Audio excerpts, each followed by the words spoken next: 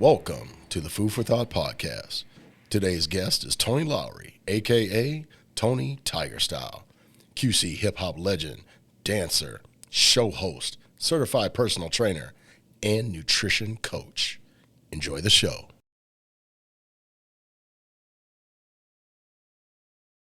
Looking at you going back in the past, man, I think we can all attest that you bigger than the Quad Cities. Nah.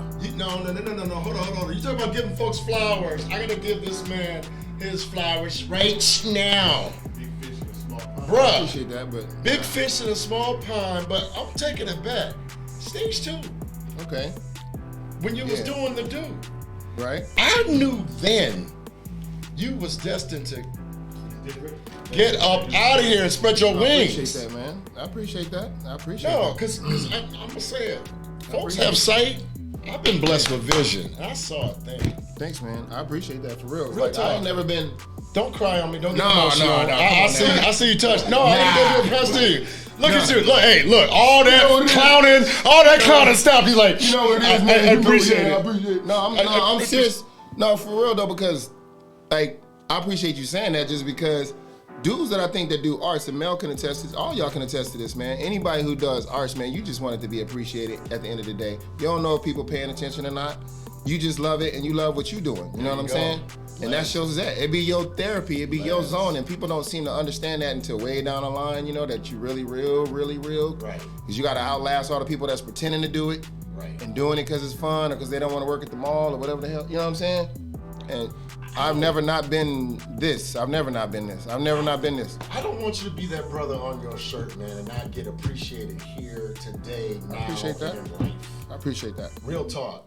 Because I put you, we were, the three of us was talking, man, Silk, Mel, and myself, and we was like, you are easily in the top 3 tier echelons of artists to do work in and leave the Quad Cities. I brought up Jesse Johnson. Yeah. Okay? Time, and the list goes on, but man, you have transcended things in hip-hop, dancing, Bryce Miles, Soul Dwayne Train, Cotton, yeah. We could sit up There's here a lot of and brothers. talk all day long. Mm-hmm. But I want to take it back. I want to dial it back. So if you could speak life into a young Tony Lowry here in the Quad Cities. Wow, that's deep. If you could Okay. speak life into a young Wow. Tony Lowry, what would you tell them? And what can you reflect back on that kept you focused on a vision for the future where you're at right now? That's crazy. This is gonna be some funny shit, but y'all gonna find out something deep about me about this. Break it down. I've always seen this time back then. Like back then, I was seeing this. That's the vision. Like I always was. Like I used to sit out on the little whatever fire, you know, the little what you call it, the fire, you know, the little thing for the outside. The fire hydrant. Oh, the fire hydrant. Yeah, we had a little fire hydrant right there on 6th Street in front of my grandparents' spot, and that used to be my little thinking spot. I used to just kind of just sit there and just watch this shit. And I used to always wonder like what it's gonna be like, you know, after my grandparents move on, after I get grown, I move. I already knew what I wanted to do. I was just like, man, like, you know, like I can't wait to get to that stage where like I can really show everybody like really what I can really do, because I can only do what I could do for here. Okay. Like, you know, like I could only do what was working here. Like I only danced so much because that was the outlet. Okay. If there would have been another outlet, I would have probably been doing that. But if you notice, I used to do every contest used to come up. Michael Jackson contest at the Carl Ballroom. Smash that. For sure. You know, if Mix and Melvin was at Harrington Park, I'm there dancing. Say it. You know what I'm saying? Friendly House, you know, with Matt McDowell. All day. I got him to open them doors for me and my crew so we would have a place to rehearse. Right. I just was always looking for forums, man, anything, man. It's like, and you know what we had to do coming up? We had to always settle for the other sides, you know, for their places to play, you know, and wait 3 hours to maybe hear one song that relates to us and that kind of, you know what I mean? So I've always craved for more of our culture than what was offered here. And I always knew we had great people, man. Come on, man. I you know, like my mom used to be with Willa Rankin and, you know, and them over there, and Missy and Kim, rest in peace, Kim Rankin, and Brian them, and you know she used to dance with Jesse like when he was in the first band here. What was they called? BT Express. Was that what they was called? BT Express? Yeah. And the first time that she put me on stage was down at the old Salt and Pepper. Now that's gonna go over everybody's head, because y'all don't really know the DC the Davenport history, but I know. Back in the day, like Harrison Strip was prime black business, prime clubs, you know, from 8th Street, you know, all the way to 8th Street to 6th Street, right there on Harrison Hill, below Central, was all black bars and clubs right there. That was lit. You would pull in the alley right there, and there was everything going on. Gambling, clubs, and then you go all the way downtown, you had the Saratoga, you had the Salt and Pepper, and all of that. Now, I'm going to just let you know that my mom didn't have a babysitter, so I was in them spots with her because she was dancing and performing and stuff. You know what I'm saying? And Jesse and her was super tight, you know, and Jesse was like, yo, you should get out of here, you talented. And she's like, I got my son. There you go. You feel me? And the first time I got a little taste of performing was when Miss Rankin let Missy, you know, Melissa Rankin, and myself come out and we did a dance routine in one of their little shows. The band was playing, you know, while they was doing the little change clothes part in the club, and they just let us come out and dance. I mean, the crowd started cheering and all that shit. I saw that. It was like, oh, I want to keep doing that. That was that natural. Like, Mom, I want to do that again. That was fun. That was fun. Right. You know, and then after my mom stopped doing it, I still had that energy for it. I used to watch Soul Train every Saturday religiously. You know, and we did that before that was our culture when we was in Chicago before we moved to 6th Street. So the Soul Train, did that then eclipsing and seeing that, did that then become a goal to get there? That was a goal for me at like 5. The first time I started watching TV in Chicago, when we were on Carpenter Street on the South Side, first shows that my grandma and them was watching, or that they used to watch, my mom used to watch these shows, and it's gonna mess people up that's not young, that's not old enough to understand. The Midnight Special. With Wolfman Jack. Wolfman right? Jack, yes, I used to stay with my mom, we would watch it. She was young, my mom was a young mother, so she would stay up at night and watch Wolfman Jack. And we would be trying to see the Jacksons on there. Yes, we just wanted to see the Jacksons or the Barge or anybody that was black. And then Soul Train was Saturday morning. So that was back when the cartoon train used to dance through the city. The longest Soul Train. Remember that? When the train used to dance through the city? And I used to just be liking that, you know how kids are, you like animation. So I used to just like the train. And then when the show come on, you see all the people dancing, and this is old classic Soul Train when you really used to get down. It was just like Soul Train line. It was just like so. Bandstand used to come on after Soul Train. Yes, it came on after Soul Train. Yeah, you watch Bandstand. Occasionally Bandstand. Yeah, but Bandstand was like that. We get it hopping, and that shit was like, okay, what? They had some crossover artists. Nah, man, I was so in tune with Don them. When I used to see that show, I used to just dance and emulate everything I seen and all of that, and then it was always a goal of mine. Even when we was in the Just Boys and we used to study. Ooh, you going back? Yeah, even when we was in the Just Boys and we used to get the videotapes and we used to study the dance moves, the New Edition, and all these people. Hold on. What's up? I need a Just Boy roll call. Refresh my Okay, memory. for sure. There you go. Who was the Just Boy? Okay. Original. So start from the beginning. I know it transitioned. Yeah, it did. And a lot of people get this confused. So the original 2 was me and Hagen. Okay. Okay. My boy Hagen Randolph. Look, you know what I'm saying? notes. So my man Hagen Randolph and me was first. We met at Kimberly Pines skate rink. Oh, yes, sir. Right. Okay. And me and Mellow Hagen, fellows, DJ. yeah, and me and Hagen actually met dancing, battling, and it almost got into a fight. Me and him almost got into a fight. Wow. Brian Dukes was there. Oh, okay. And Brian Dukes was popping at the time. He Yes, was a popper, sir. right? Yes, sir. Brian was cold. Y'all don't know about high No, tech. Brian was cold. Y'all don't know about high tech. And they wouldn't let high tech dance with us. Like he was trying to dance and they wouldn't let him dance. Hagen was fronting on him. And I was like, man, because he was a white guy. So I was like, nah, man, fuck Brian's that. white? Shut up. Man, I threw me for a loop. Seriously, and what happened was like they didn't want to let Brian dance, and I'm always like, nah, I'm always for the the little dudes. So I was like, nah, man, get in there, bro, get in there and show him what you do. And then Hagen was trying to front on him, and I came in to step in and take up for Brian, and that's how me and Hagen got. Cause it was like, yo, that's like steel seeing steel. Hey, iron ain't nothing sharpens happening. iron. Right. So we got real cool real fast. And ever since then, me and Hagen have been inseparable. We used to start going to stage 2. Yep. When that became the thing. Everybody was giving us the props on this side, like, oh, Tony Lowry, Hagen is cold, da da da da da. Well, at that time, Mark Claiborne and Barry Newborn was on the other side. They was from the other side, of the coming river, to stage right? 2. And they Try was not to the, fight, folks. they was the men's on that side. So everybody was like, ooh, Mark and Barry is cold. So we was at the club all one night.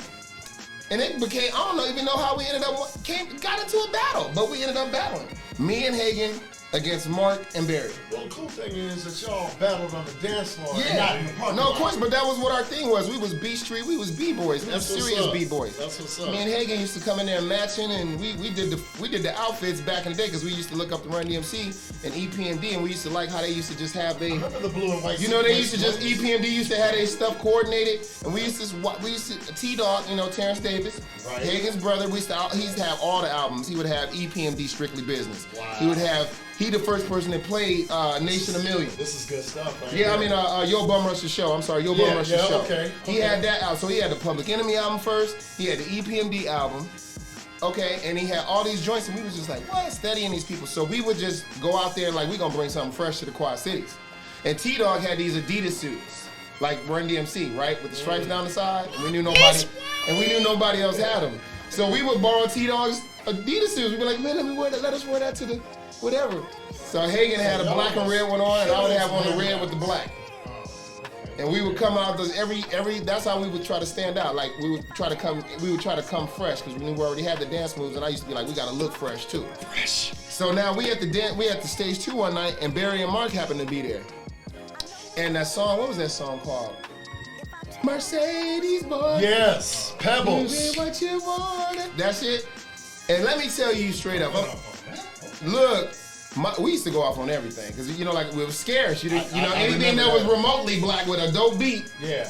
Y'all did You was things to dancing stand to it. out. You was trying to Y'all dance some to it. transcending brothers. Yeah, you was dancing to it, and that Mercedes boy came on, and everybody was pumping it up like Mark and Barry want to battle you. We was like, bring it, let's do it. So we got in the middle of that little octagon floor right there. Yes, on the bottom. sir. Center Everybody stage. in those stage 2. Center stage. And it went down. Now the funny part was me and Hagen was popping. We was more like pop style at that time. We was doing like what like Chris Brown and Columbus Short was doing in like Stomp the Yard. That was our flow. Exactly. Right? We was working together. I put the bullet in the shotgun. He shot him. Boom. You know, we slid back on him. We was doing some cold stuff back then.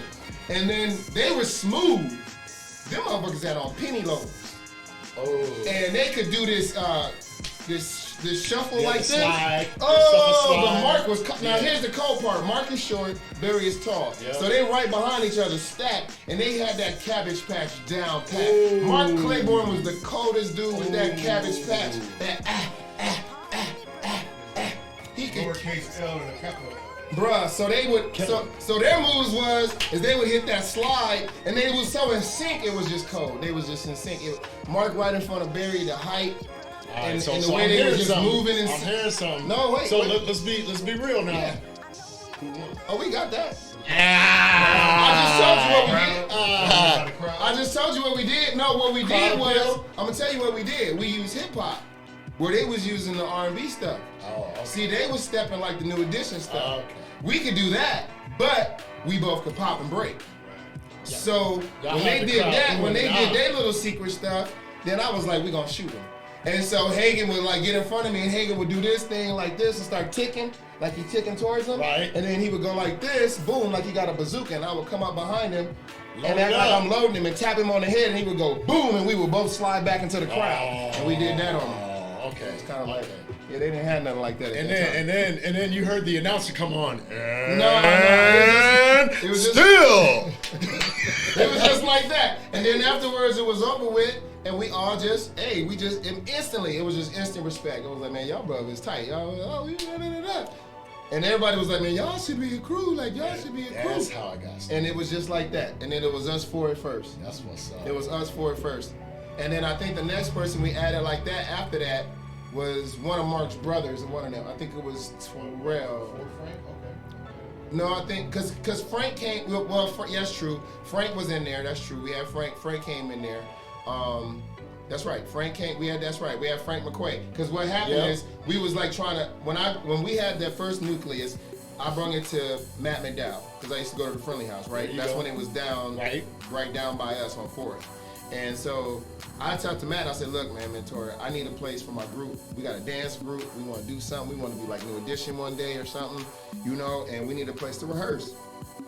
He was like, well, all right, if y'all gonna be dancing or whatever, y'all can come on in here, da-da-da-da. I remember they used to have game night at Friendly House. Yes, so sir. when game night was going on, Mike used to let us into that auditorium room where the big piano was on the first floor. Tom, remember Tom? Rest in peace, Tom. Yes. Tom used to watch us. He would stay in that room with us just to watch us while everybody was in game night.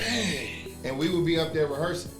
He brought in the TV with the old VHS, and Martin would bring in the Soul Train tapes. And we would sit there and watch New Edition, and everybody like, okay, so I got his part, you got his part, you got his part, you got his part. And we would just be like, boom, like the If It Isn't Love.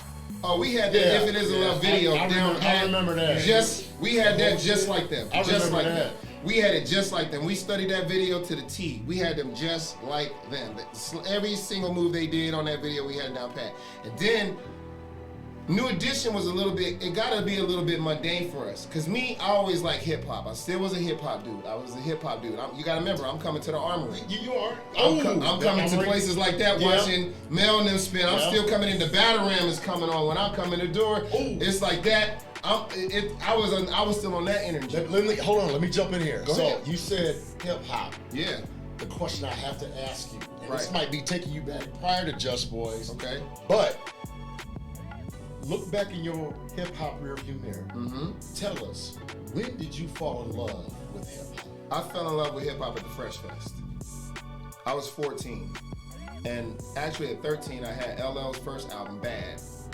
And I studied the shit out of that. I just was just awed the cover. Like, dude, I want to be this dude. Right. I mean, the dude looked like me, complexion-wise. You know, you always trying to look for something that associate with you sometimes, you know, Okay. out there that's successful. Tangible. Yeah. And LL was it for me at first. I was just like, dude, I could be this dude right here. This dude is Because standing you was on- bad. I was like, this dude is standing on top of a car with Jordans on. Right. You know what I mean? Like, who does? And he was 16 years old. Yeah. LL was 16 and platinum. Rockin' a cane. Nobody had ever heard of that. We didn't even know what platinum was. It was like 1 million records. What? Because only rappers went gold if you was lucky. You know, Run DMC went gold. You know what I'm saying? It took a long time. They didn't go platinum, I don't think, to Walk This Way. Am I right? Yep. Okay, You got so it. You got it. that was my dude. And But it I took feel- a little bit of a crossover to get him there. Yeah. Yeah. Yes. I think so. Yes. Yeah. It's all amazing how. But the Fresh Fest, let's go back to that. So I'm 14. I used to go to Flint, Michigan in the summertime to stay with my Aunt Joanne, rest in peace. And, you know, stay there in the projects and all the homies up there used to be all into hip hop, Rashomir and these guys. Okay. These dudes was up there. And this is right before Ready for the World pop in Flint, too. Because Melvin Riley and them was the thing when I went up there. They was big. Did you have a Jerry curl? Yes, I did. Everybody had one. You did, too. I did Stop not. it. No, I Yes, didn't. You did. No, I didn't. Everybody For the had record, I never, ever had a Jerry curl. He had an S curl, but he won't count it. I had a shag that was so funky. He had a kitty curl, but he won't count it. No, I didn't. No, I didn't. You know, Hey, he had TCB. I had that good hair. Just for me. My mom would not let me put my hair on everything. Just for me. Oh, man. TCB joints though. The TCB joint with the brown bottle. He had that Stay Soft Flow on the back of it. He had that Stay Soft Flow. I asked Joe McLemore. He cut my hair. Yeah, shag. Back in the day, I had a shag. shag. My shag was right. So the Fresh Fest, man. I go up to Flint one summer. Y'all bogus. I go up to Flint one summer and Fresh Fest 2 was going on because I missed it the first year it went around, right? I thought you was messing up folks' pillowcases Never. just like everybody else. Look, and then on the Fresh Fest, you know, everybody remembers it was Run DMC, Houdini, Yeah, Houdini. Fat Boys, Yeah. UTFO, The Yes. Real Roxanne. Yes, It you was got a it. super. The King was involved? Not yet. The King? I don't think so. Not yet. No, I don't believe he was on. No, not on that show. No. Yeah. And They did throw him in though. yeah, they sure did. This There is was one- this is the Fest Fest he did 2. I think he was on certain Fest Fest 1. I caught him in Virginia Beach. Yeah, I think he's Oh, okay. coming with the first one. He So was- I was he was in that. so And where was Fresh this Fest at? 2. Fresh Where was Fest this 2. at? This was in Detroit. Okay. It was in Michigan. Okay. So I got this. Oh, Was the blue. this was like the first concert I got to go to by myself. So my auntie was cool enough and trust me enough to go by myself. So I go, and it was where the Pistons play. What's the name of that Yeah, spot? the Palace. That place right there. So it was a big arena. I go in there, it's dark. You don't see nothing with them little glow in the dark necklaces and shit that he wearing. And I maneuver my way up to the front. So this is my first time seeing this besides seeing what we did in the Quad Cities, you know, because big up to Cap, Jam and Gil, Mel, all them. They was the ones that kind of brought that presence here. Yeah. You know what I'm saying? And you can see that live show like that. But to see it on that level was like, whoa for me, because Run did something that night that changed my life, man. And that's what made me want to rap. You know, Houdini and Run DMC was very competitive. Very. And Houdini killed it that night, bro. They shut this shit down. I'm sorry. Grandmaster D! I'm sorry to tell you. Me! Look, man, when they killed it, when they did that boom, boom, boom, boom, boom, boom, Oh, yeah. boom, boom, Escape boom, was boom. my jam. Escape. Escape was my jam. Man, you in an arena though. Yeah. Imagine these songs in an arena. Imagine Bumping. Friends in an arena, man. Bumping. Friends That in its boom prime, bap. in its prime. Boom bap. Now that's a hard Original beat. Rap. That was a hard beat. Besides Sucker MCs, that was the two hardest beats, Yeah. right? For real. So Houdini had just smashed it. Jalil said something cocky, Got it. right? Right. He was cocky. He said something cocky. He said something like follow that or something, because they didn't get the headline. Run DMC was the headline in it. Of course. So they go off. Oh my gosh, bro, this was a life-changing experience. I love telling this story. Man, the lights go down, and all of a sudden you just start hearing Jam Master J. Jam Master J. Yes, sir. Jam Master J. Oh, And my you look up God. and you see a whole DJ stand coming down from the ceiling with JMJ on it, and Jam Master J is going nuts. Jam Master J. So then when the DJ stand hit the floor, then he starts cutting DMC, D that's me, and D just steps out from the side. Ripped it. He stepped out from the side and didn't say nothing. He just stood there like this. Okay. And then Yeah. And they was going nuts. It was so loud it was hurting my ears. People were screaming because I was I was in the front. I had moved all the way up where I could just he could have threw something, hit me on the head. I was Too right much there. sauce. Yeah. So D just came out on the side. He just stood there, didn't say nothing. So Ron is, Jam Master J still scratching DMC. Then all of a sudden, he said, you hear Ron in the back. He said, hold up. No. And he said this. He said on Fresh in Crush Groove. Yeah, this is. Said, I know we had a whole bunch of MCs on this stage tonight. He said, but this is my house. And he was like, tell him what's my name. And Jam Master J was like, run. You couldn't hear nothing that's for classic. 10 minutes. You couldn't hear nothing in that arena for 10 minutes. It was so loud.